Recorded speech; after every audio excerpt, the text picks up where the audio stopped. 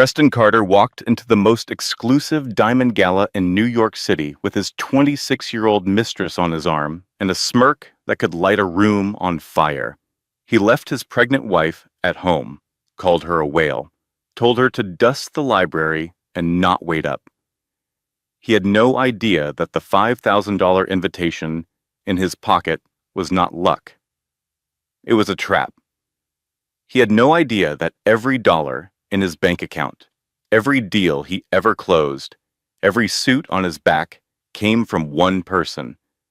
The woman he left, crying over a cold Thanksgiving dinner. The woman he never once touched on the belly while she carried his daughter. The woman he told she was nothing. Because here is what Preston did not know. His quiet, invisible, broken little housewife.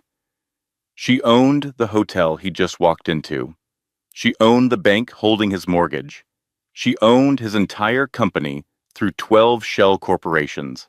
And tonight, in front of 500 of the most powerful people in America, she was about to step out of the shadows in a $12 million sapphire necklace and burn his kingdom to the ground. But this is not just a revenge story, because what happened after the gala? That is where the real nightmare begins. The public turned against her. His lawyer came for her baby, and at 3 a.m, he showed up at her door. This story will change the way you see silence, strength, and survival. Because the most dangerous woman in the room is never the one who is screaming.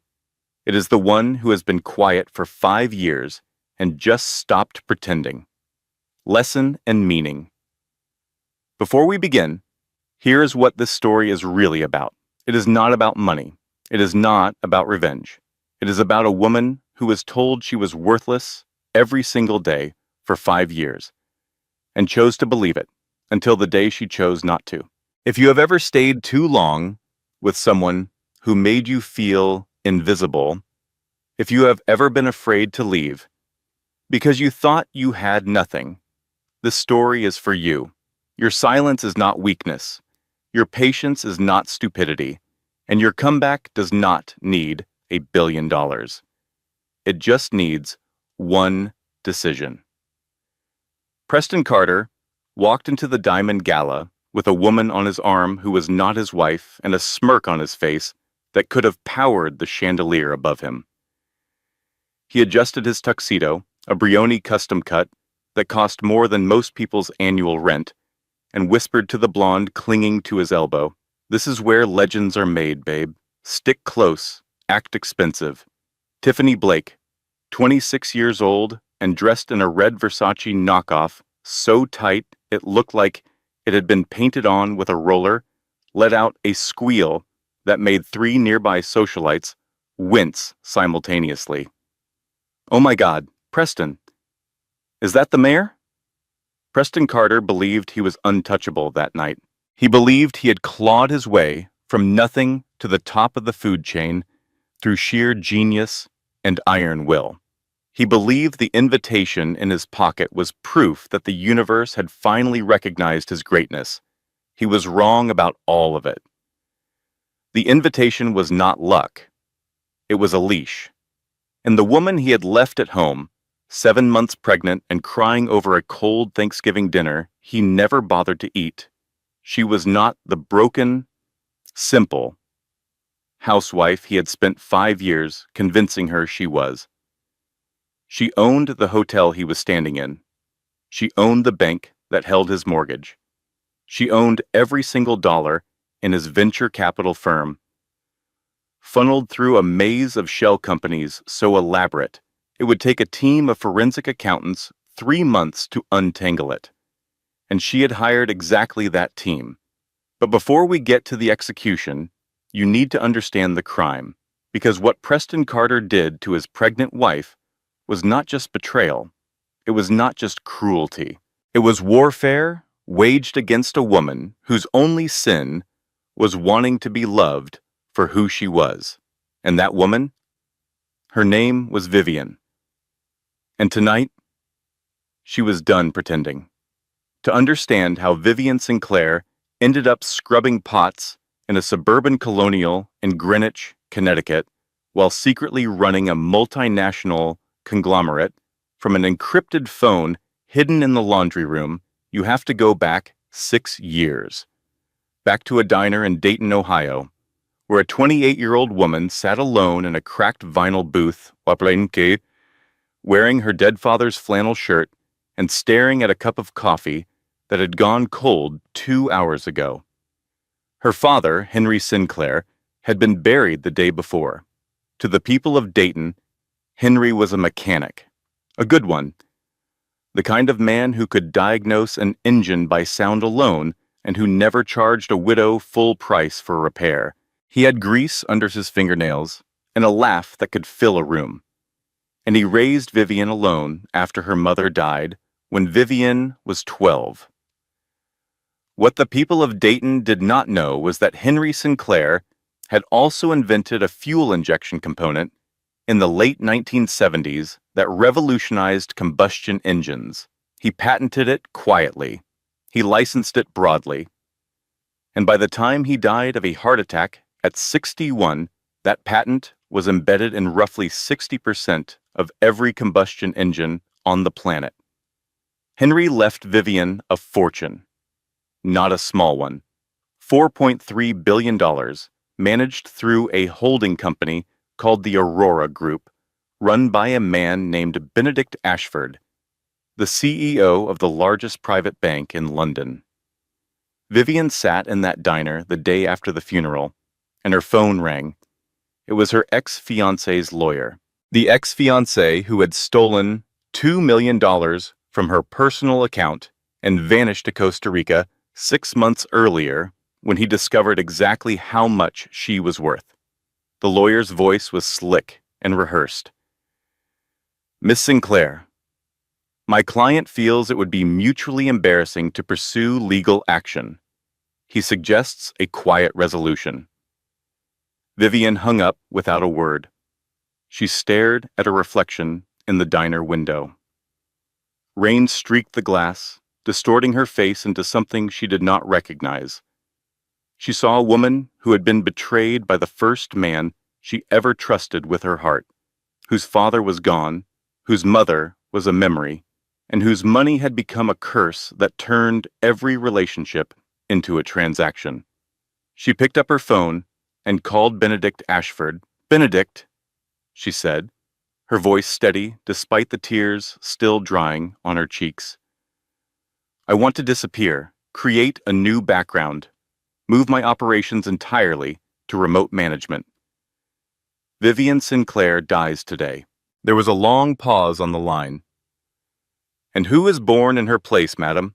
"Nobody, just a regular woman, someone a man could love without a price tag."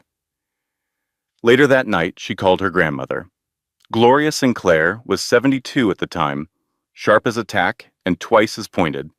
She lived in the same house in Dayton, where she had raised Henry, and she was the only person on earth who knew the full scope of what Vivian was about to do.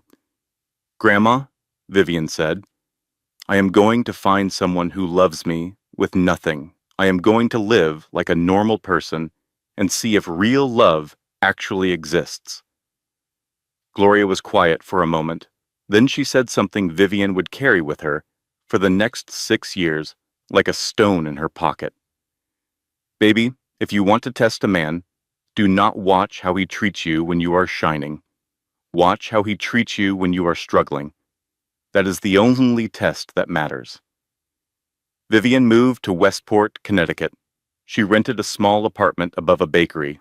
She got a job waitressing at a restaurant she secretly owned through 3 layers of corporate holdings. She wore jeans from the clearance rack and drove a Honda Civic with a dent in the bumper, and she met Preston. He was charming. God, he was charming. He had this way of looking at you like you were the only person in the room, like whatever you were saying was the most fascinating thing he had ever heard. He opened doors. He pulled out chairs. He remembered that she liked her coffee with oat milk and 1 sugar, and he would have it waiting for her when she arrived at the coffee shop where they had their second and third and fourth dates. On their third date, they were walking past a grocery store when an elderly woman dropped 2 bags of groceries on the sidewalk. Cans rolled into the street. The woman looked like she might cry. Preston did not hesitate. He jogged over, scooped up every can, carried both bags to her car, and refused the $5 bill she tried to press into his hand. He came back to Vivian with a sheepish grin. Sorry about that. Could not just walk past, you know. That was the moment Vivian fell in love, not because of the gesture itself, but because of how effortless it seemed. Like kindness was his default setting. She would replay that moment 1,000 times over the next 5 years, trying to understand how the man who helped a stranger with her groceries became the man who told his pregnant wife she looked like a whale. They married after 18 months. Vivian told Preston she had a small inheritance from her father, enough for a down payment on a house. What she actually did was buy the house outright through a shell company and create a fake mortgage that Preston believed he was paying with the profits from his new venture capital firm, Carter Ventures. That was his baby, his proof that he was somebody. What Preston did not know was that every single investor, every client, every deal that came through his door was routed from the Aurora Group through a labyrinth of shell companies with names like Nebula, Holdings, and Orion Acquisitions. Vivian was his only investor, his only client, his only source of income. She did this not to trap him, but because she loved him and wanted him to feel successful. She wanted him to have confidence. She wanted the man she married to thrive. She just did not expect him to thrive by becoming a monster. The transformation did not happen overnight. It never does. Abuse is not an earthquake. It is erosion. It is water wearing away stones so slowly that by the time you notice the canyon, you cannot remember what the landscape looked like before. Year 1 was beautiful. Preston brought flowers every Friday. He cooked dinner on Sundays. He called her my girl and meant it, or at least it sounded like he meant it, which in the beginning felt like the same thing. He would wrap his arms around her from behind while she washed dishes and press his lips to her neck and whisper, "How did I get so lucky?" Year 2, the first crack appeared. They were getting ready for a dinner party, and Vivian came downstairs in a blue dress she had bought that afternoon. Preston looked at her for a long moment, and something shifted behind his eyes. "You are wearing that? It is a little plain, do you not think? Maybe something with more shape.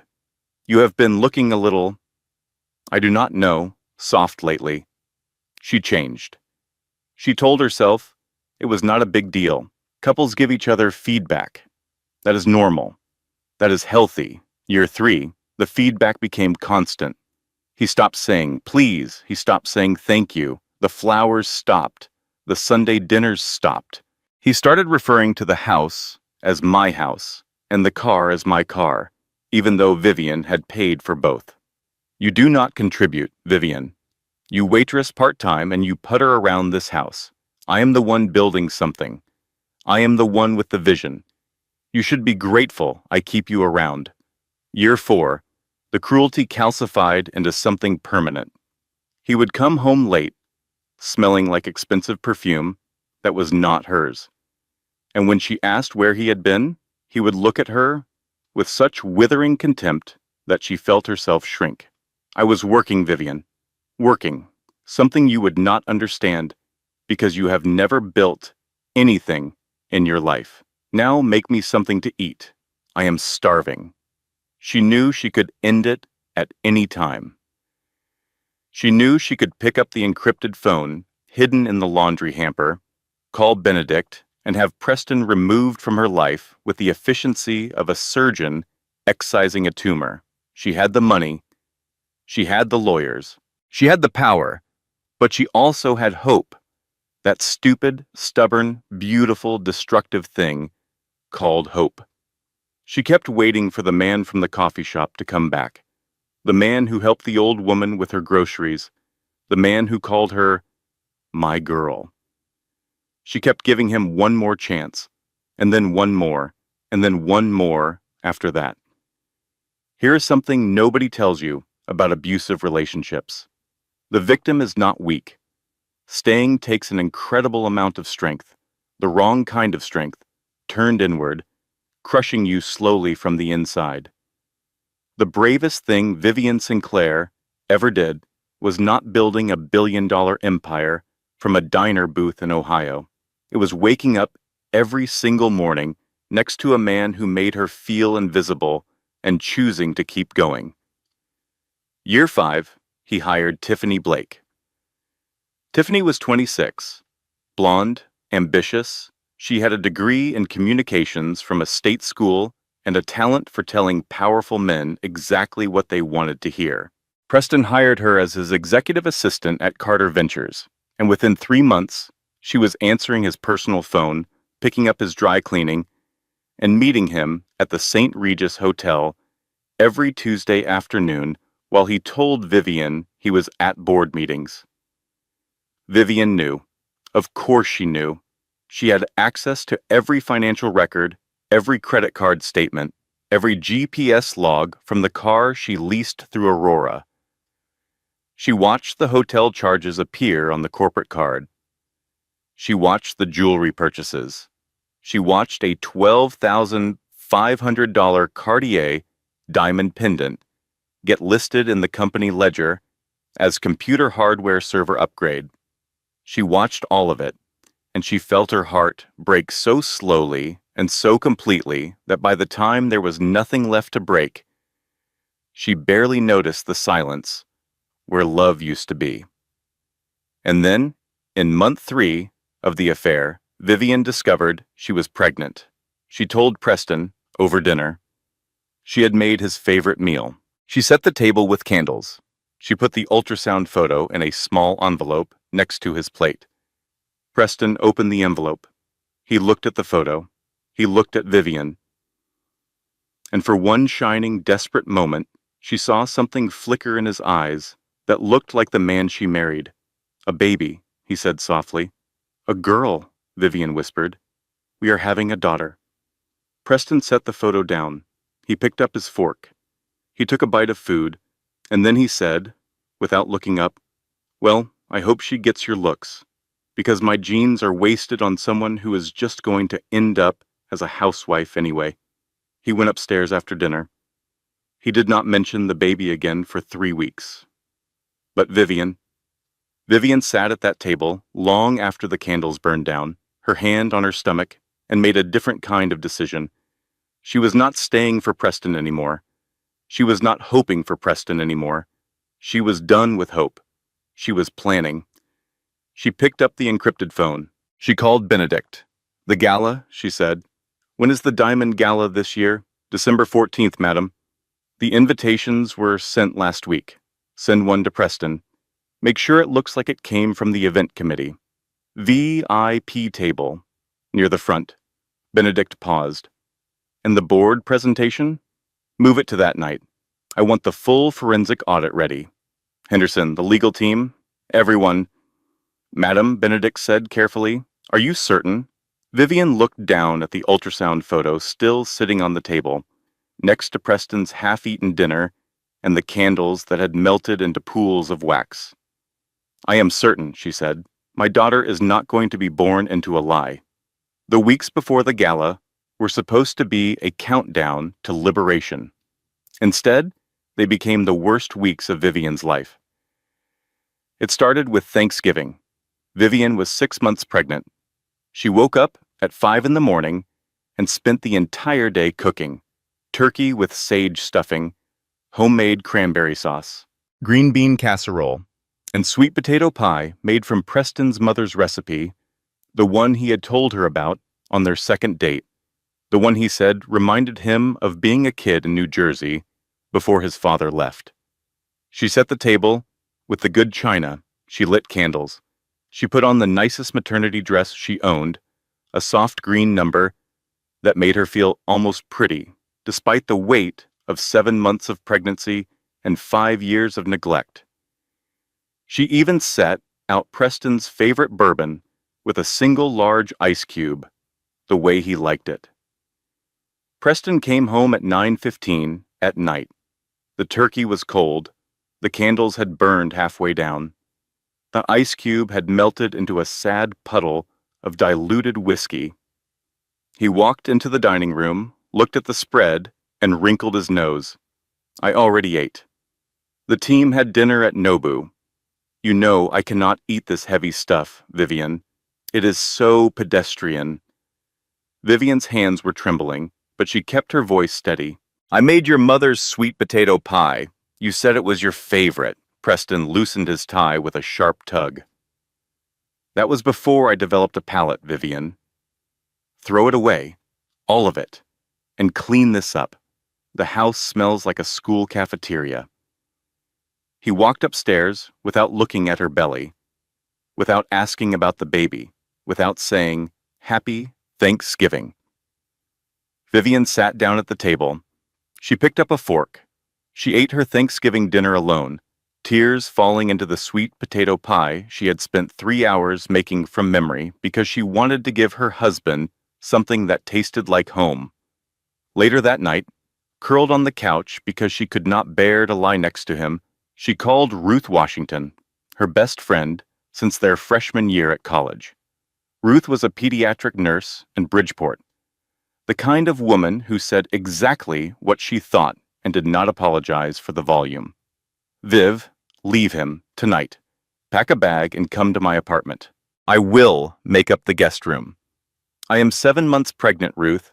I cannot just leave. You are a billionaire, Vivian. You can do literally anything. That is not the point. I wanted this to be real. I wanted him to love me, for me. If I reveal who I am now, I will never know. Know what? Ruth's voice cracked with frustration. He treats you like garbage. That is your answer. The test is over, Viv. He failed. Listen to me. When someone shows you who they are the first time, believe them. You have given him 5 years of second chances. That is not love, honey. That is a hostage situation. Vivian closed her eyes. Not yet. The gala is in 2 weeks. I have a plan. After the gala, it is over. I promise. Ruth was silent for a long time. Then quietly, Vivian Sinclair, I swear to God, if that man hurts you or that baby, I will burn his life down myself. And I do not need $1 billion to do it. 1 week before the gala, Vivian had her final prenatal appointment. She asked Preston to come. It was the last ultrasound before the baby was born. Their daughter. The child they had made together in a moment that Vivian still wanted to believe had meant something.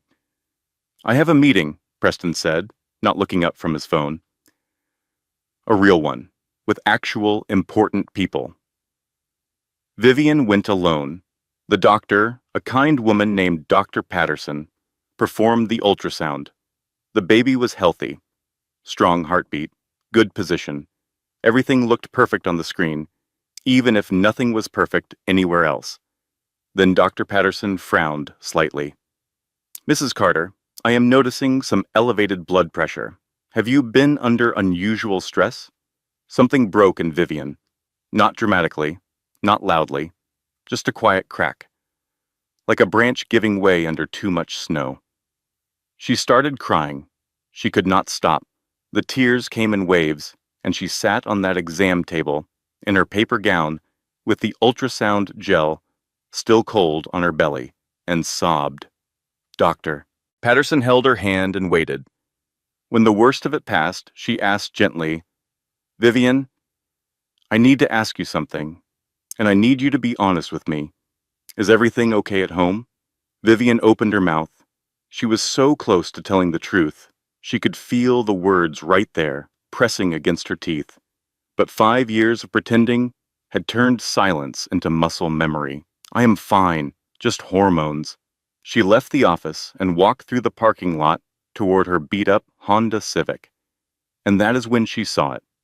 Preston's silver Mercedes, parked across the street at the Cheesecake Factory.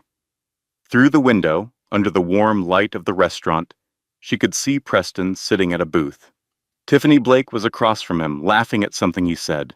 Preston reached across the table and fed her a bite of cheesecake from his fork.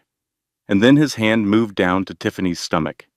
He rubbed it gently, tenderly, the way a man touches a woman who is carrying his child. Tiffany was pregnant too. Vivian stood in the rain, 7 months pregnant, alone, watching her husband cradle another woman's belly in the same restaurant where he had proposed to her 3 years ago, down on one knee between the dessert case and the hostess stand, telling her she was the only woman he would ever want. He had never touched Vivian's belly. Not once in 7 months. She had asked him to feel the baby kick. He said he was busy. She had placed his hand on her stomach while he was half asleep. He pulled it away and rolled over. But there he was, rubbing Tiffany Blake's stomach like it contained the second coming. Vivian called Gloria. Her voice was barely a whisper. "Grandma, she is pregnant. Tiffany is pregnant." There was a silence so thick Vivian could hear the clock ticking on Gloria's kitchen wall 1,000 miles away. Lord have mercy. How far along? 3 months, maybe. He was rubbing her belly. "Grandma, he has never once touched mine. Not once."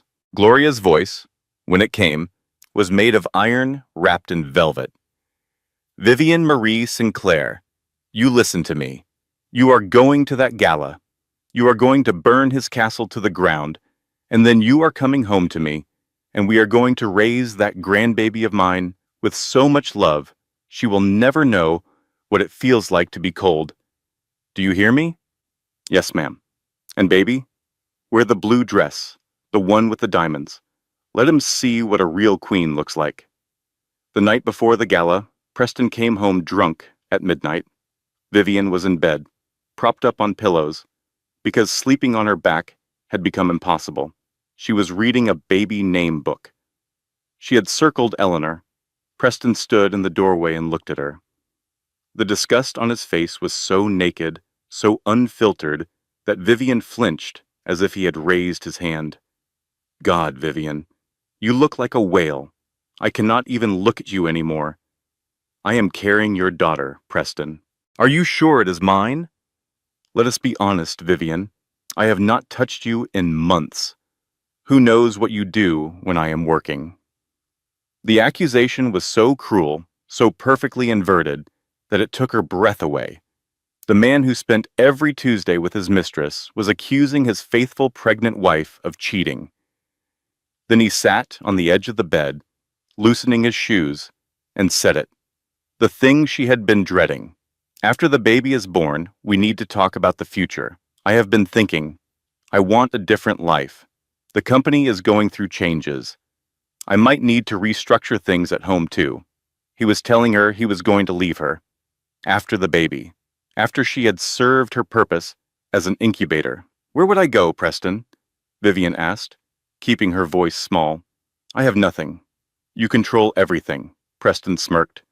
His teeth gleamed in the dark. "Exactly. So maybe try being a little more grateful." He fell asleep in 4 minutes. Vivian lay awake until dawn, her hand on her belly, feeling her daughter kick against her palm. She whispered into the darkness, "Tomorrow, sweetheart. Tomorrow, Mommy stops pretending." The morning of the gala, Vivian woke at 6 to 3 phone calls. That nearly destroyed everything. The first came from Benedict. "Madam, we have a problem. A board member, I will not name him yet until security confirms, has leaked information to a financial journalist at the Wall Street Journal. They know the Aurora Group owner will be revealed tonight. If the story breaks before you control the narrative, Preston could see it, panic, and flee the country or destroy evidence." The second call came from Ruth. "Viv, I just ran into Tiffany Blake at the nail salon on Main Street. She was loud. She was bragging to two friends. She said Preston is filing for divorce Monday morning. His lawyer told him, "You get nothing because you have no income." They think you are destitute, Viv. They are going to try to take the house. The third call came from Vivian's attorney.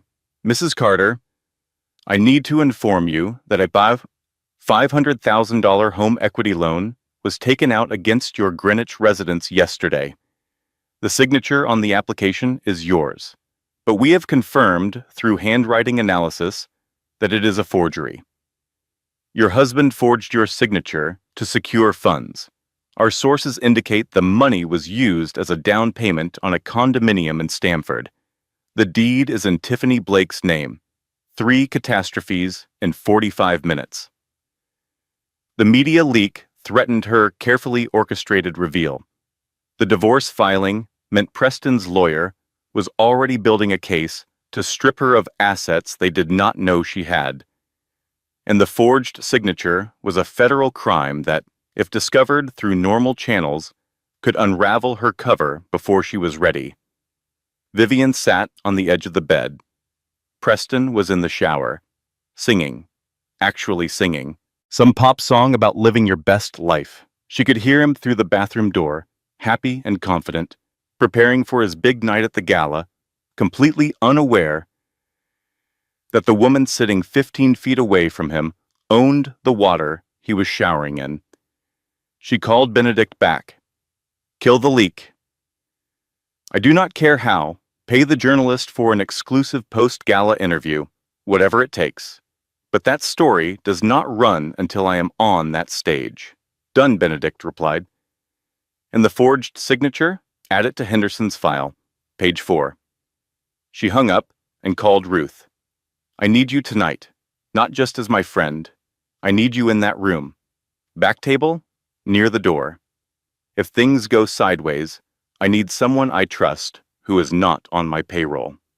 Ruth did not hesitate. I will be there. And Viv, whatever happens tonight, I am proud of you. Preston emerged from the bathroom in a cloud of steam and expensive cologne. He stood in front of the mirror, adjusting his tuxedo, practicing his smile, tilting his head to find his best angle. He did not look at Vivian. Vivian, he said, still admiring himself, where are my onyx cufflinks? The good ones, on the dresser, right where you left them. He grabbed the cufflinks and snapped them on. He checked his Rolex, the one Vivian had bought him for their 5th anniversary, the one he told everyone he purchased with his Christmas bonus. I will be late tonight. Do not wait up. And make sure the cleaning lady actually dusts the library this time. I found a fingerprint on my desk. He grabbed his coat and walked out without saying goodbye, without looking at her, without touching the belly that held his daughter. The door slammed. The picture frames on the wall rattled. Silence filled the house, like water filling a sinking ship. Vivian stood up. She untied her apron and let it fall to the floor. She pulled the hair tie from her bun and let her dark hair cascade over her shoulders. She walked to the locked room at the end of the hall. The one Preston thought was storage. She keyed in the code. The door clicked open. Inside was not storage. It was a command center. 3 monitors showing real-time financial data. A secure communication terminal. A wall of files organized by date and category. And in the center of the room, hanging from a padded hanger under a garment bag, was the dress. Midnight blue silk, hand-stitched with crushed diamonds that caught the dim light and threw it back like captured stars. It had been designed to accommodate her pregnant figure, flowing around her body like water, making her look not heavy, but powerful, like a storm, like something elemental and unstoppable. Beside the dress sat a jewelry case. Inside was the Sinclair blue, a sapphire and diamond necklace that had been in her family for 3 generations. It was worth $12 million. Her father had kept it in a safety deposit box in Dayton. He told Vivian once, "You will know when to wear it. Wear it when you are done being small." She touched the sapphire. It was cold against her fingers. I am done being small, she said to no one. Her phone buzzed. A text from Gloria with a photo.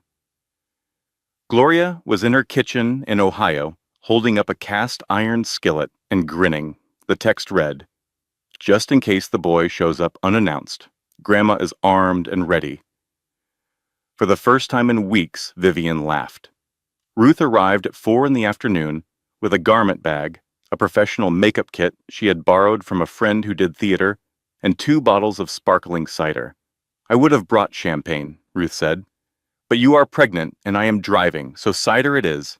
We will toast to the destruction of your husband like civilized women." She helped Vivian with her hair, pinning it up in an elegant sweep that exposed her neck for the Sinclair blue. When Vivian opened the jewelry case, Ruth went completely still. "Girl, is that real? It is called the Sinclair blue. It has been in my family since 1942. Ruth stared at the diamonds. "I have been lending you $20 for lunch. $20, Vivian. For 5 years. You owe me 5 years of emotional damages and a vacation home." Vivian laughed again. A real laugh. Something warm and human that had been locked away so long it felt like a stranger in her chest. "But seriously," Ruth continued, "can I hold it? Just for a second. I want to know what being rich feels like." Vivian handed her the necklace. Ruth held it up, closed her eyes, stood very still for 3 seconds, then opened her eyes and shook her head. "Nope. Still got student loans. Does not work." Vivian video, called Gloria. She turned in front of the camera so her grandmother could see the full effect. The midnight blue gown flowing over her pregnant figure, the diamonds catching light, the sapphire blazing at her throat. Gloria was quiet for a long time. When she spoke, her voice was thick. "Oh, baby girl, your daddy would cry if he could see you right now." "I am scared, Grandma." "Good. Brave people are always scared. Cowards are the ones who feel nothing. Now you put on those diamonds and go show that man what he threw away, and call me the second it is done. I do not care what time it is. This old woman is not sleeping tonight." While Vivian prepared for war, Preston was already at the Archdale Hotel in Manhattan, waging his own campaign of self-destruction. He arrived at 6:30 with Tiffany on his arm. She was wearing the red dress, the Versace knockoff charged to the Carter Ventures corporate card. Her Cartier necklace, the one bought with orphan food money and listed as a server upgrade, sparkled against her collarbone. Preston swaggered through the entrance like he owned the place. The security guard, a towering man with an earpiece, checked his name on the tablet and paused. A strange look crossed his face, something that might have been pity. "Right this way, Mr. Carter. You have a table near the front." Preston grinned at Tiffany. "See? Near the front. That is power, babe." Inside, the ballroom was a cathedral of wealth. Crystal chandeliers the size of small cars hung from the gold-leafed ceiling. Waiters in white gloves moved like silent phantoms. The city's elite circulated in clusters, their laughter soft, their jewelry loud. Preston scanned the room with the desperation of a man who needed to be seen. He spotted Grant Holloway, a rival investor who had outmaneuvered him on a tech deal 3 months prior. Grant was speaking with a group of older men in impeccable suits. Grant. "Good to see you," Preston said, inserting himself into the circle with the subtlety of a car alarm. Grant turned, his eyes narrowing as he took in Preston and the flashing red beacon that was Tiffany. "Preston, did not think you made the cut for this list. It is invite only." "I have my connections," Preston lied smoothly. "This is Tiffany." "Charmed," Grant said dryly, barely glancing at her. "We were just discussing the Aurora Group. Word is the owner is finally making an appearance tonight." Preston laughed. "The Aurora Group? Please. It is probably some old man in a wheelchair hiding in Switzerland." I heard the whole thing is a shell for money laundering.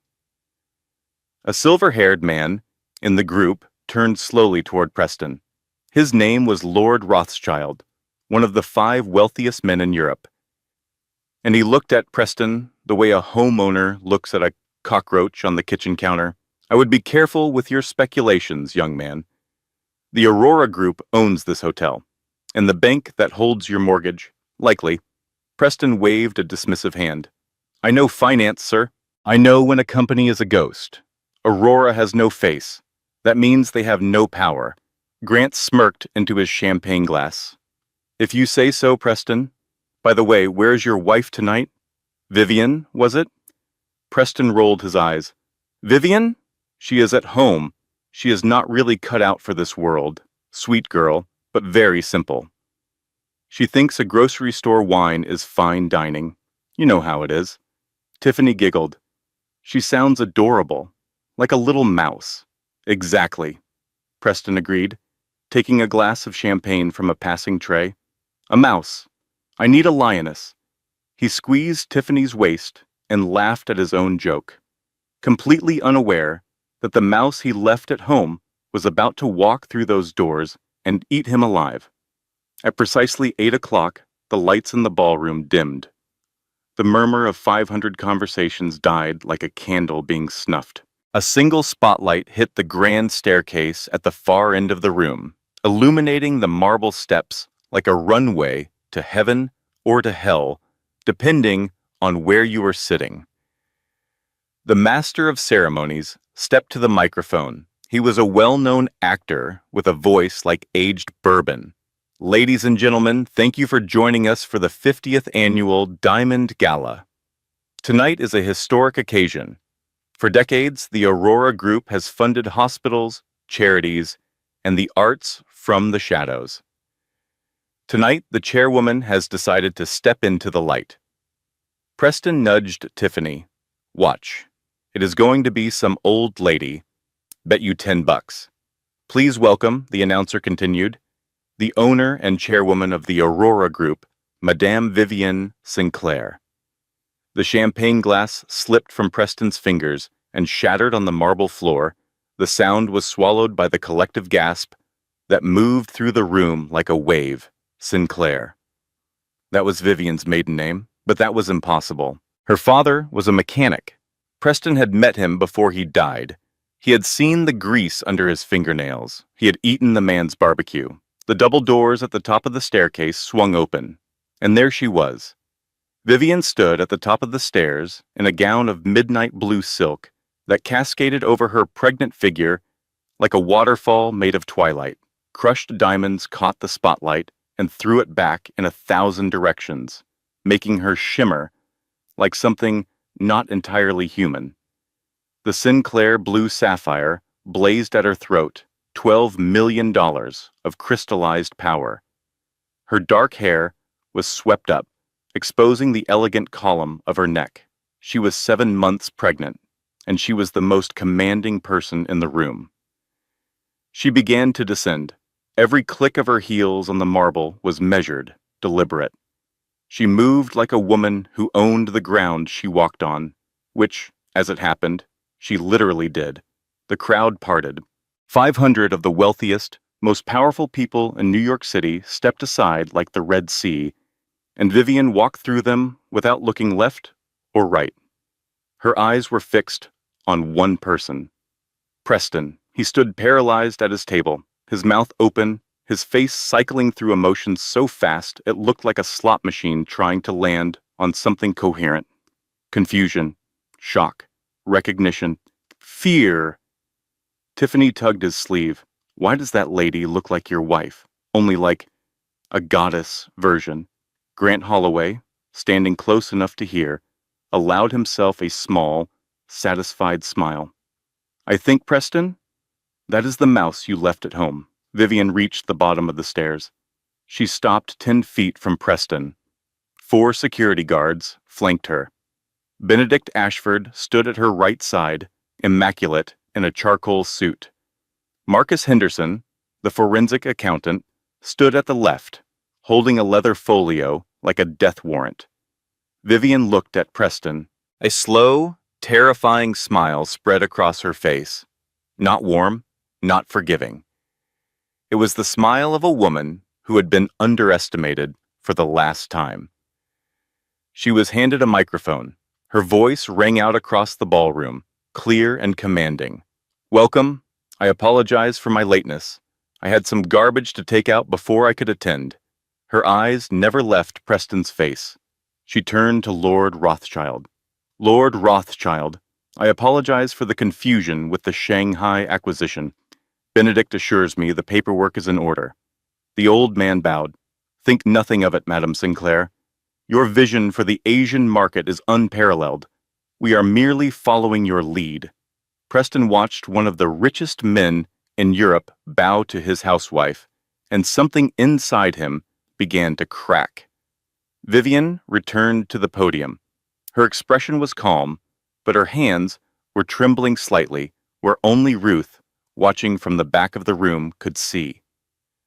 "Ladies and gentlemen," Vivian said, "for the past 5 years, I have been conducting what you might call a social experiment. I wanted to know if a man could love a woman for who she was, not what she owned. So, I hid my identity. I became a simple housewife. I let my husband take the lead." She pressed a button. The massive screen behind her flickered to life. It displayed a corporate flowchart. At the top, the Aurora Group. Below it, a web of shell companies. At the very bottom, feeding off the scraps like a barnacle on a ship, was Carter Ventures. My husband, Preston, believed he was a self-made venture capitalist. In reality, every single dollar in his firm came from me. Funneled through these entities, I am his only investor, his only client, his only source of income. Preston stood up. "That is a lie. I closed the Tokyo deal last month. $2 million. Real money. Real investors." Vivian pressed the button again. A bank statement appeared. The Tokyo deal. Funded by Orion Acquisitions, my company. "You were negotiating with my lawyers, Preston. I hired actors to sit in the room because you were too busy showing off your watch to notice they did not speak English." The screen cycled. Hotel bills from the St. Regis. Every Tuesday afternoon.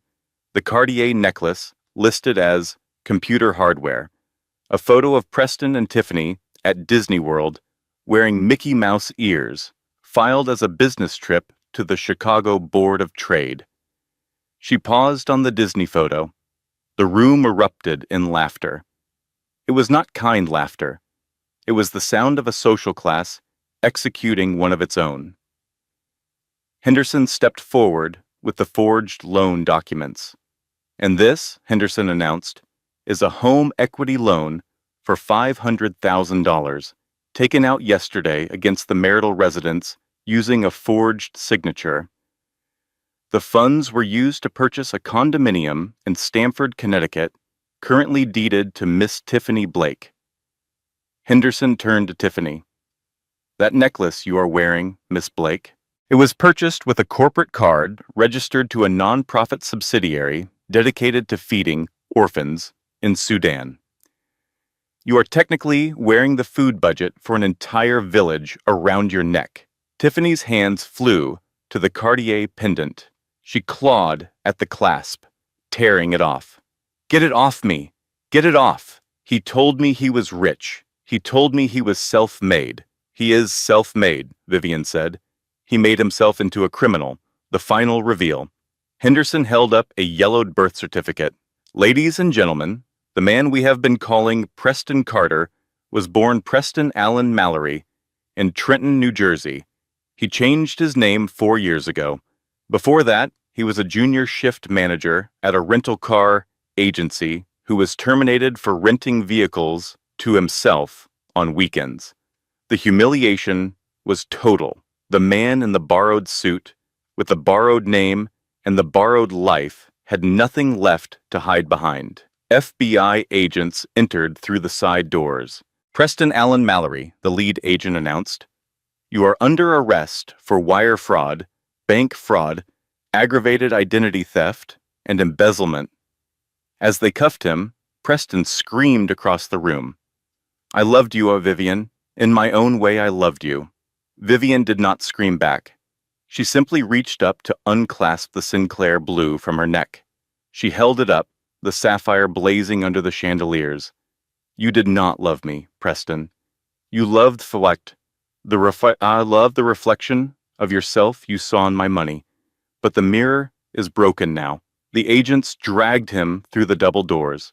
The heavy wood slammed shut, cutting off his protests. The ballroom erupted in applause. Vivian raised her glass of water.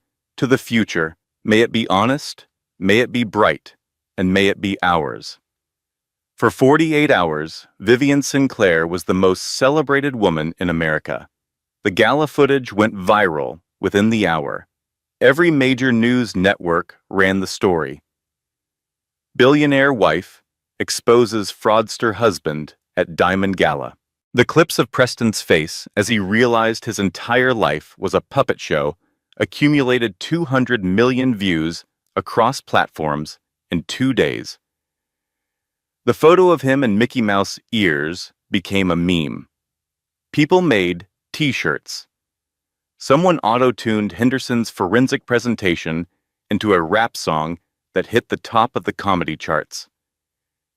Vivian was home in Greenwich, sitting on the couch with her feet up, an ice pack on her swollen ankles, watching the coverage, with Ruth beside her.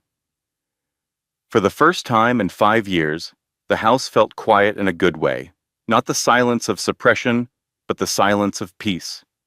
Ruth handed her a cup of herbal tea. "You did it, Viv. It is over. You actually did it." Vivian rubbed her belly. The baby was kicking, strong and steady, as if applauding from the inside. "Yeah, I guess I did." Then Ruth's phone buzzed. She glanced at it. Her smile vanished. The color drained from her face like someone had pulled a plug. "Viv, you need to see this." It was a video, posted on social media from the county jail. Tiffany Blake, mascara streaked, in an orange jumpsuit, filmed by her cellmate holding a smuggled phone. She was crying. Real tears, or performed ones, it did not matter. The effect was devastating. "She ruined my Lola," Tiffany sobbed into the camera. "I am pregnant and alone. Preston told me she was abusive. He told me they were separated. He showed me divorce papers.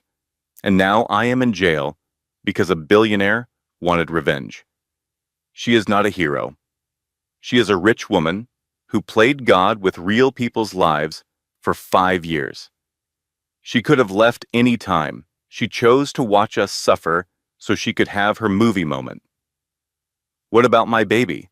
Does my baby not matter? The video had 14 million views in 6 hours. The narrative flipped overnight. Suddenly, the woman who had been a hero was a villain. The headlines shifted with the speed and cruelty that only the internet can deliver. Billionaire revenge or billionaire bully? Pregnant mistress claims she is the real victim. Did Vivian Sinclair go too far? Talk show panels dissected her motives. She is worth $4 billion. She funded his entire fake career. Is not she the real manipulator here? A prominent columnist wrote a piece titled "The Problem with Billionaire Justice" that argued Vivian had treated human beings like chess pieces for her own amusement. The comments were relentless. She could have just divorced him quietly. Instead, she destroyed him in front of 500 people. That is not justice. That is a power trip. And the one that cut the deepest. What kind of mother turns her pregnancy into a prop for a public humiliation show? Vivian sat on her bed, scrolling through the comments, her hand on her belly, watching the world she thought she had finally set right crumble around her for the second time. Ruth took the phone from her hands. "Viv, stop. These people do not know you. They do not know what he did to you." "But they are right, Ruth." Vivian's voice was small, smaller than it had been even when Preston was berating her. I did set him up. I could have left 5 years ago. What kind of person stays just to build a trap? The kind of person who was in love and kept hoping he would change. That is not a crime, Vivian. That is being human, Gloria called from Ohio. Her voice cut through the noise like a church bell. Baby girl, since when do we care what strangers on the internet think? You know who you are. God knows who you are. And that baby knows who you are. Everyone else can kick rocks. Then she said something Vivian needed to hear more than anything. Let me tell you something I learned the hard way. When you fight a monster, everybody cheers. But the second you win, they start asking if you fought too hard. Do not you dare apologize for surviving. Women have been apologizing for being strong since the beginning of time. It stops with you. Vivian wiped her eyes. Okay, Grandma. But the public backlash was not the real threat. That came 30 minutes later when Benedict called with the voice he reserved for genuine emergencies. Madam, I need you to sit down. Preston's new attorney, a man named Harlan Drake, has filed 3 emergency motions. First, a claim of entrapment. He is arguing you deliberately funded Preston's criminal activity to trap him, which could constitute conspiracy. Second, a custody petition. Preston is seeking full custody of your unborn daughter, claiming you are psychologically unstable and used your pregnancy as a prop in a public spectacle. Third, a countersuit for $50 million, alleging you engaged in fraudulent inducement of marriage by concealing your identity. Vivian's blood went cold. He wants custody of Eleanor? A family court judge has granted a temporary hearing for next week. If Drake can prove you orchestrated the criminal activity, the federal charges could be reduced. And more importantly, he could establish a basis for the custody claim. The room tilted. Vivian gripped the edge of the bed. The baby kicked hard, as if sensing her mother's distress. He cannot take my daughter, Benedict. He cannot. He will not, Benedict said firmly. But we need to prepare. This is no longer about revenge, madam. This is about survival. Vivian spent 3 days in what Ruth would later call the dark place. She did not eat properly. She did not sleep. She sat in the nursery she had been secretly decorating for months. The one with pale yellow walls and a white crib and a stuffed elephant she had bought on a whim at a farmer's market, because it reminded her of one her father had given her as a child. She rocked in the chair and held her belly and talked to her daughter. I was supposed to protect you. I was supposed to be smarter than this. And now he might take you away from me because I was too proud to just walk away. I am so sorry, baby. I am so sorry. Ruth found her there on the 3rd morning. She sat down on the floor, leaned against the crib, and said nothing for a long time. Then, stop. Vivian looked at her. Stop right now, Ruth said. You are not losing this baby. Over my dead body, over Gloria's dead body, over Benedict Ashford's extremely proper British dead body. It is not happening. So stop mourning something that has not happened and start fighting. What do we actually have? Vivian stared at her friend. Then something shifted in her eyes. Not the cold calculation of the Gala. Something warmer, more desperate. The ferocity of a mother. She picked up the encrypted phone. She called Benedict. Emergency meeting. Full team. 1 hour. The team assembled via secure video. Benedict from London. Henderson from his gray office in Midtown. Vivian's legal team from their conference room. And Detective Sarah Crawford from the FBI's Financial Crimes Division, who had been working Vivian's case for 18 months. The entrapment claim, Vivian said, her voice steady now. It falls apart if we can prove I was cooperating with law enforcement the entire time. Benedict, I need the email chain with the FBI pulled and filed with the court. Every communication, every report, Every timestamp. Benedict nodded. Already in process, madam. We have 147 documented exchanges with the Bureau dating back 18 months. You were not enabling criminal activity.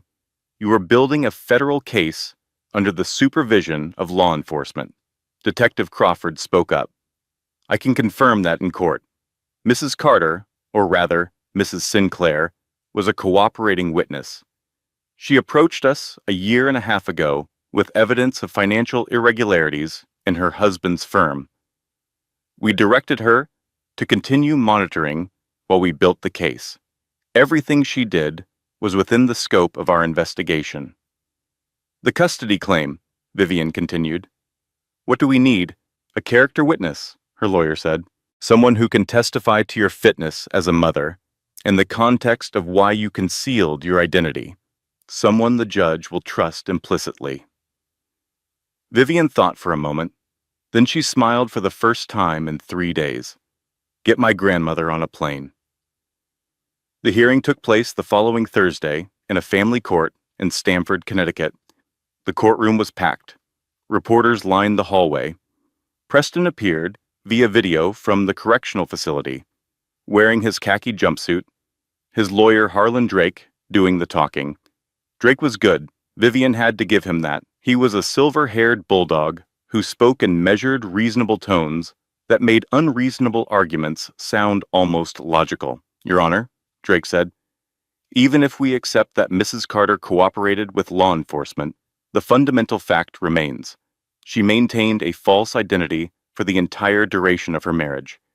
She deliberately deceived her husband about who she was. That constitutes a profound psychological manipulation.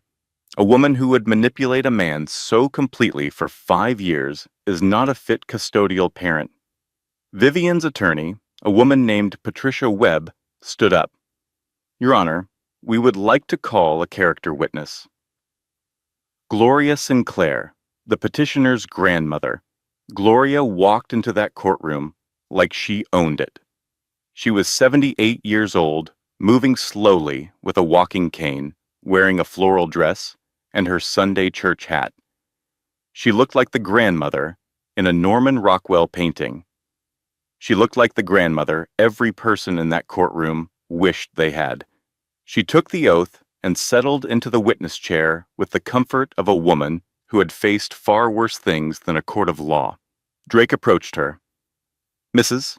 Sinclair, is it not true that your granddaughter deliberately deceived her husband about her financial status for the entire duration of their marriage? Gloria looked at him the way she might look at a child who had tracked mud on her clean floor. Young man, my granddaughter watched her first fiancé steal $2 million and disappear to Costa Rica. She watched every man she dated turn into a gold digger the second they smelled money. One of them stole from her. Another leaked her private information to a tabloid. A third proposed after 2 weeks and asked for a joint bank account before the ring was even sized. Gloria leaned forward. So yes, she hid who she was, because she wanted one man, just one, to love the woman instead of the wallet. That is not deception, counselor. That is self-preservation. And if you cannot tell the difference, I feel sorry for your wife. A murmur rippled through the courtroom. The judge, a middle-aged woman named Judge Harrison, pressed her lips together in what was definitely not a smile, because judges do not smile at witness testimony. Drake pressed on. But the duration, Mrs. Sinclair, 5 years of deception. Gloria tilted her head. 5 years of cooking that man's meals. 5 years of washing his clothes. 5 years of being called stupid and ugly, and a wail while carrying his child. 5 years of watching him spend her money on another woman. And you want to talk to me about deception? My granddaughter is not the deceiver in this marriage, counselor. She is the one who got deceived about who she married. Judge Harrison made her ruling in 40 minutes. The custody petition is denied. There is no evidence before this court that Mrs. Sinclair Carter is an unfit parent. The countersuit is dismissed with prejudice. The entrapment claim has no merit given the documented cooperation with federal law enforcement. Additionally, the court notes that the respondent, Mr. Mallory, is currently facing federal charges that include forging his wife's signature on a loan application. The court finds his claims of victimhood difficult to credit. In the hallway outside the courtroom, Vivian hugged Ruth so hard they both nearly fell over. Gloria patted her hip and said, "Now can we go get lunch? Justice makes me hungry." The night after the hearing, Vivian slept for 12 hours straight. It was the deepest sleep she had gotten in months. She dreamed about her father. He was in his workshop, bent over an engine, and he looked up at her and smiled. "You did good, Vivi. Now go rest." She woke up feeling lighter than she had in 5 years. The custody threat was gone. The federal case against Preston was airtight. The public narrative was shifting again as more details of his abuse emerged. Ruth was staying over. Gloria had arrived from Ohio and was installed in the guest room, her cast-iron skillet within arm's reach, because, as she said, you never know with these things. By 10 at night, the house was quiet. Ruth was asleep in the guest room down the hall. Gloria was snoring softly across the way. Vivian was in bed, hand on her belly, reading a book about newborn sleep schedules, which struck her as optimistic given that she had not slept properly since the Clinton administration. At 3 in the morning, a sound woke her. It was subtle. A door closing, the soft scuff of shoes on hardwood, the specific creak of the third step on the staircase, the one she had been meaning to fix for 2 years. Someone was in the house. Vivian's hand moved instinctively to her phone on the nightstand. Her other hand went to her belly. The baby shifted, then went still, as if listening. She dialed security. The call connected, but did not ring. The line was dead. Cut. Whoever was in the house had disabled the phone line. She opened the encrypted phone. She texted Ruth. "Someone is downstairs. Call 911. Do not come down." Then she heard his voice. "Vivian." It was Preston. She would have recognized that voice in a hurricane, but it sounded different. Not smooth, not calculated. Raw, ragged, unhinged. She heard him moving through the downstairs. The living room, the kitchen, then his footsteps stopped. She heard the beep of the keypad on the secret room. Wrong code. Wrong code again. Then the sound of something heavy hitting the door. A shoulder thrown against it with the full weight of a desperate man. The door broke open. Vivian heard him inside the room. She heard him see the monitors, the files, the evidence wall. She heard a sound that was half laugh, half sob, then his footsteps on the stairs, slow, heavy, coming up. He appeared in the bedroom doorway. He was wild-eyed. His hair was matted. He smelled like bourbon. He was wearing a wrinkled dress shirt and jeans, the same clothes he must have had on when they released him on bail. His lawyer had pulled strings. 5 years, Preston said, his voice shaking. 5 years you watched me like a rat in a maze. You knew everything, every meeting, every trip, every lie. You sat there in your little apron, and you watched. Preston, you need to leave. You are violating your bail conditions. The police are already coming. You made me into this. His fists were clenched at his sides. I was a good man before you. You made me a monster. You dangled money in front of me and then punished me for taking it. This is your fault, Vivian. All of it. He took a step into the room. Vivian backed against the headboard. Her hand was on her belly. Eleanor kicked hard, as if trying to push away from the danger. I am giving you one chance, Preston. Walk out that door. Go back to your lawyer. This does not have to get worse. Worse? Preston laughed. A broken, ugly sound. How does it get worse? You took my name. You took my company. You took my freedom. You turned me into a joke in front of the entire world. What is left? From the hallway came a voice, sharp, calm, absolutely fearless, your dignity, boy, but you lost that a long time ago. Gloria Sinclair stood in the doorway, 78 years old, 5 feet 2 inches tall, wearing a bathrobe with pink flowers on it. In her right hand was a 12-inch cast iron skillet, held at shoulder height with the confidence of a woman who had been swinging heavy cookware since before Preston was born. I am 78 years old, Gloria said, stepping into the room.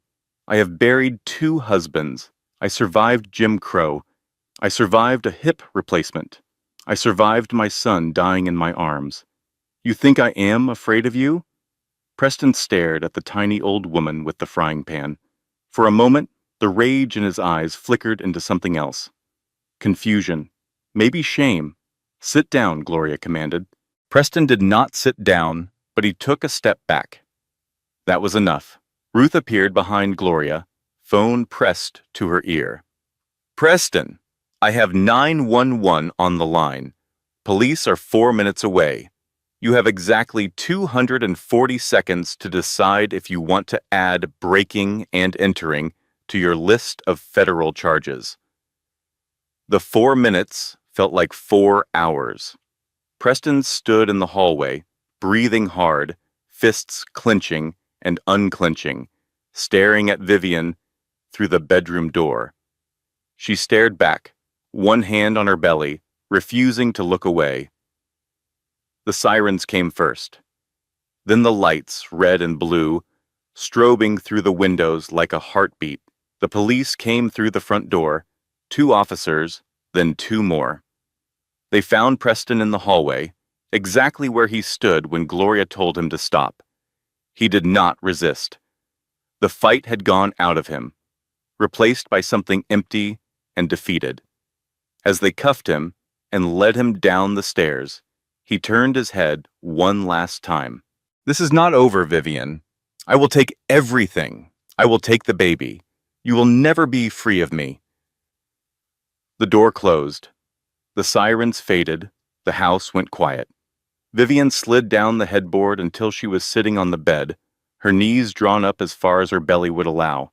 Her whole body was shaking. Ruth wrapped a blanket around her shoulders.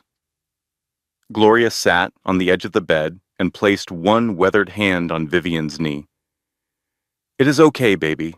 He cannot hurt you anymore. Vivian's voice came out in a whisper. What if he is right? What if I made him into this? Gloria was quiet for a moment. Then she squeezed Vivian's knee and spoke with the authority of a woman who had lived long enough to know the difference between a hard truth and a convenient lie. Vivian Marie, a woman does not make a man cruel. A cruel man just waits until he is comfortable enough to show it. You did not create the monster, baby. You just gave it a nicer cage. If someone you love ever shows up like that, drunk, angry, threatening, do not try to reason with them. Do not try to calm them down. You call for help and you get behind a locked door. Your safety is not negotiable. Not for love, not for history, not for anyone.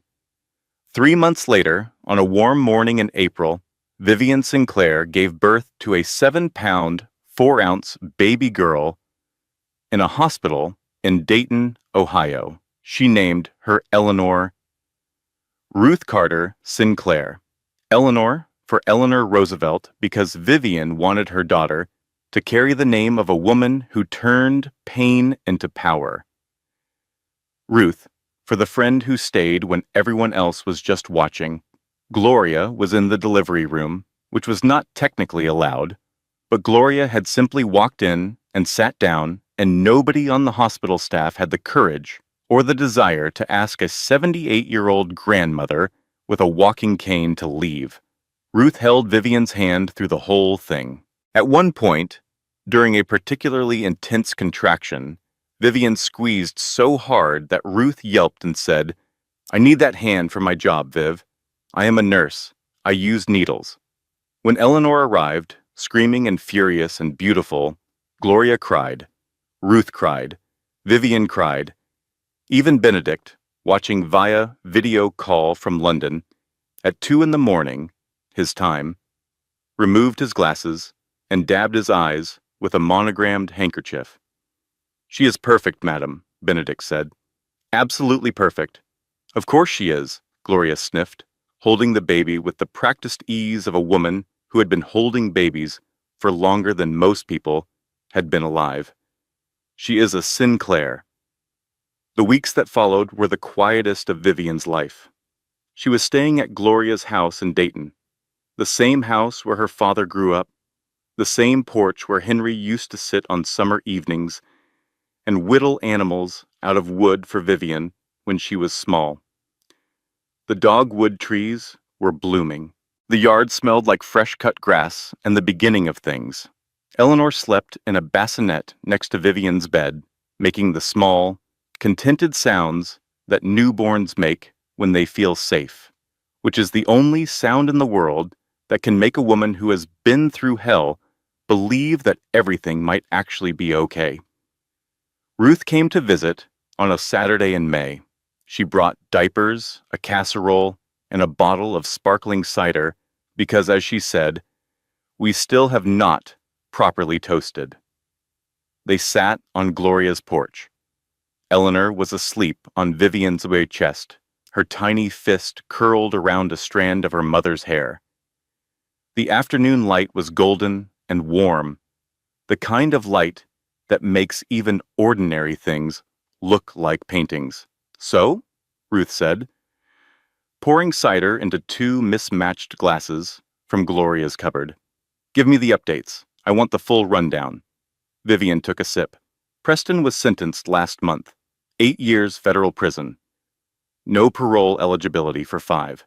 His lawyer tried to negotiate, but after the break-in, the judge was not sympathetic.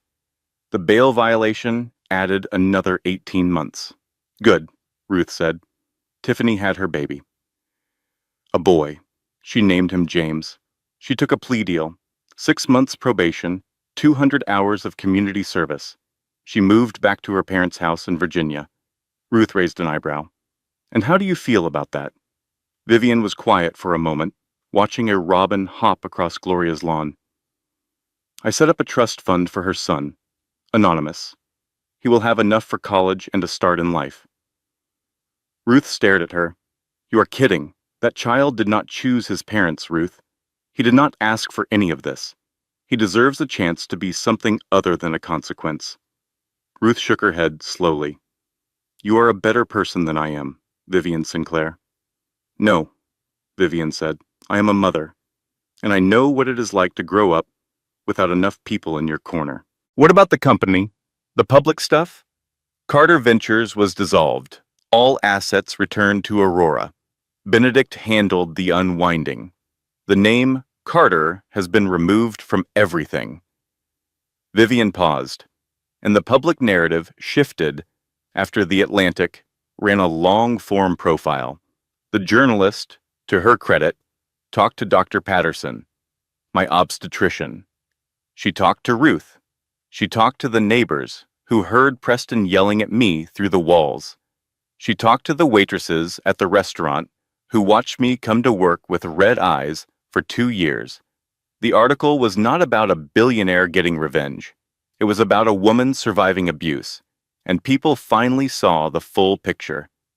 There is something nobody tells you about justice. It does not feel the way you think it will. Vivian had spent months planning the gala, imagining the moment of revelation, the satisfaction of watching Preston's world collapse. And there was satisfaction. She would not lie about that. Watching the mask fall from his face, watching the room see him for what he truly was, that was real and it was powerful. But it did not heal anything.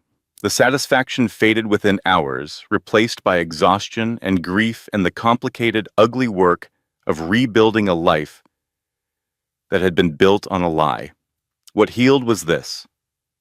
Sitting on a porch in Ohio with her best friend and her grandmother and her daughter, listening to the birds, feeling the sun, being known fully and completely by people who loved her, regardless of whether she was a billionaire, or a waitress, or a woman in a faded gray sweater.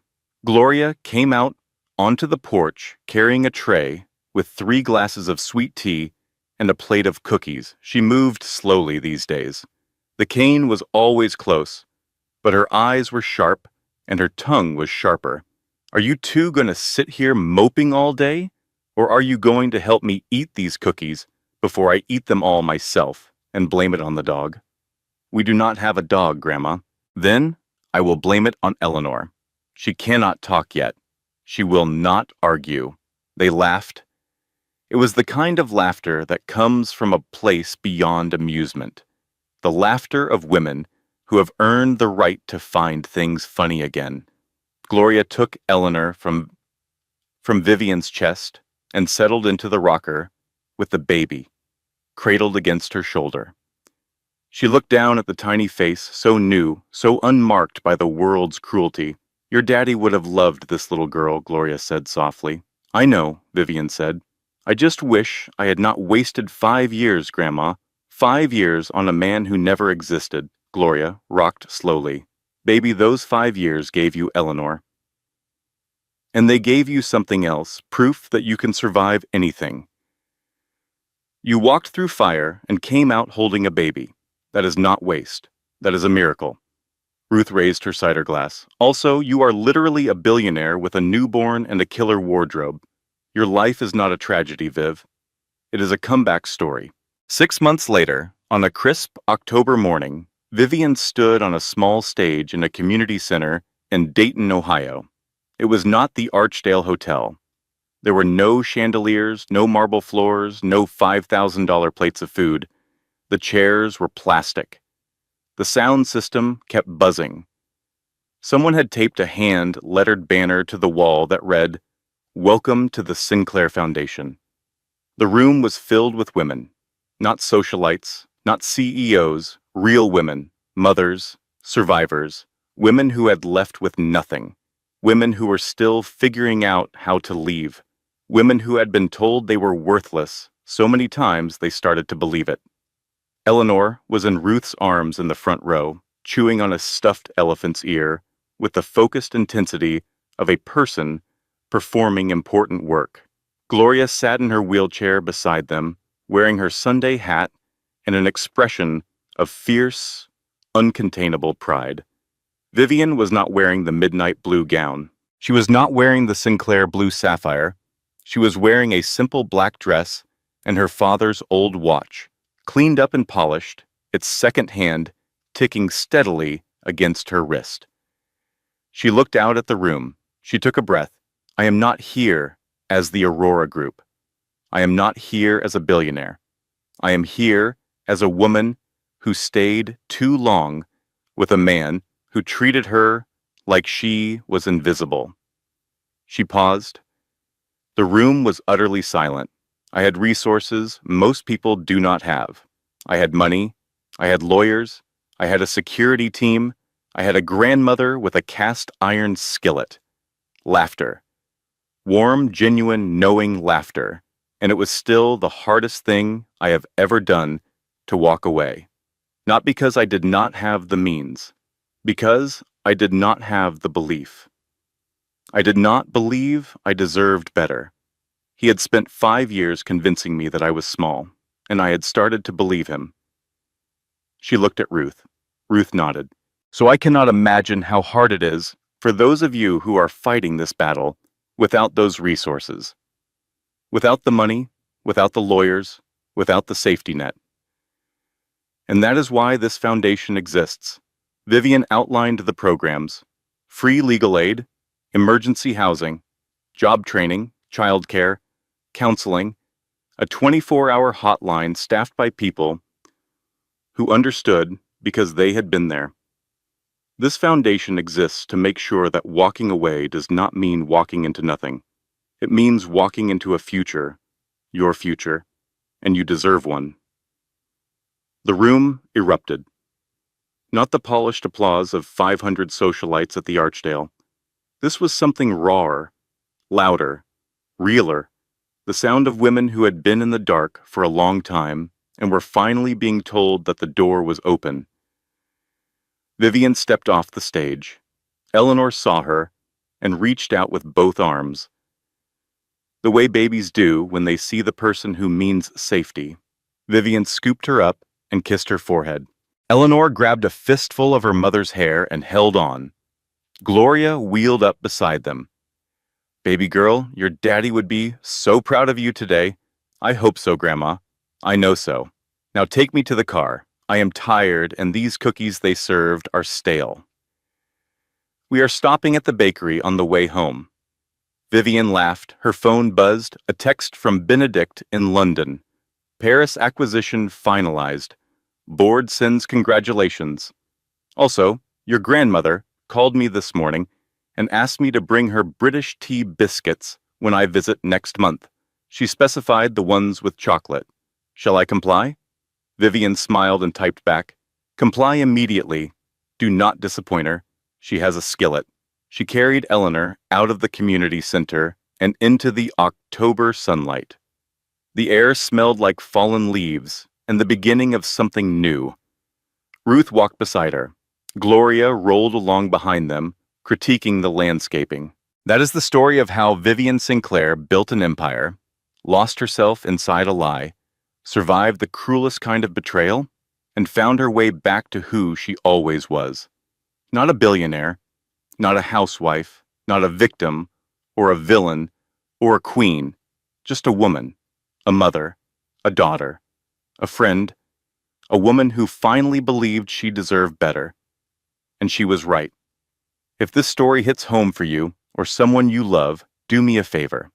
Hit that like button right now. It takes 1 second, but it helps this story reach another woman who might need to hear it tonight. Drop a comment below and tell me, was Vivian right to expose him at the gala? Or should she have just walked away quietly? I genuinely want to hear your verdict. And if you are new here, subscribe and tap that bell so you never miss another story of drama, betrayal, and justice served exactly the way it should be. Now let us begin. Closing statement. This content was carefully researched, developed, and manually edited by our team to deliver meaningful storytelling with real-life lessons. Every character, every scene, and every twist was crafted with purpose, to entertain, to inspire, and to remind you that no one deserves to be treated as less than they are. Thank you for watching until the end. We will see you in the next story.